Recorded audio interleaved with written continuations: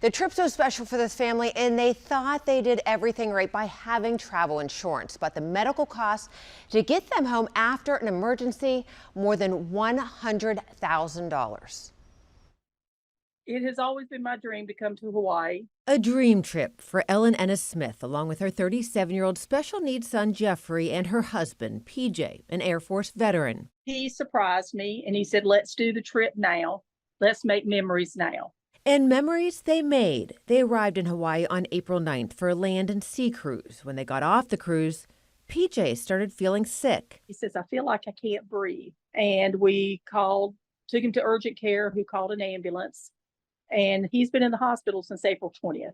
PJ's still in the hospital in Hawaii. Ellen and Jeffrey not leaving his side for the last 3 months. He ended up with a fungal lung infection, which is difficult for someone who's had a transplant. They can't fight it, the immunity. So sick, doctors intubated PJ and put him in a medically induced coma.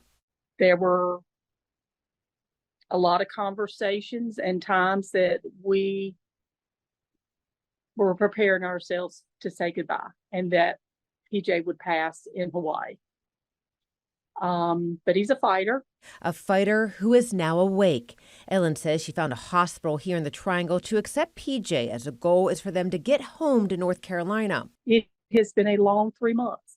I need to get back to work so I can start getting a paycheck again. My son rides horses with the North Carolina equestrian team. And if he is not back by a certain date, he loses his place on the team. And this is his physical therapy. It's his emotional therapy. And it's been very difficult for him here because he doesn't have a home. But PJ's medical team says he's not strong enough to get back to North Carolina on a commercial flight.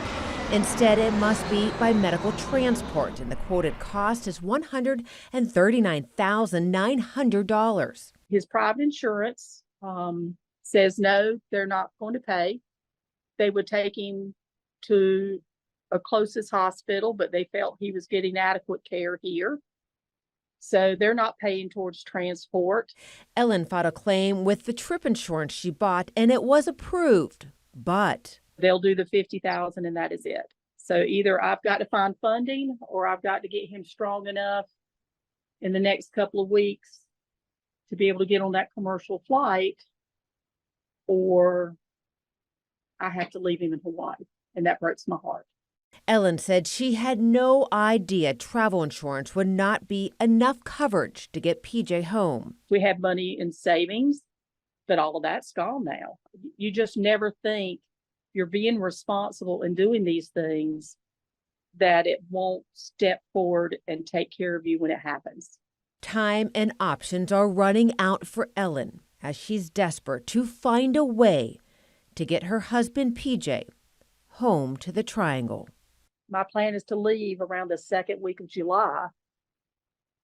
But the way it stands right now, I will be leaving PJ in Hawaii unless I can find him a way home. And I don't want to do that.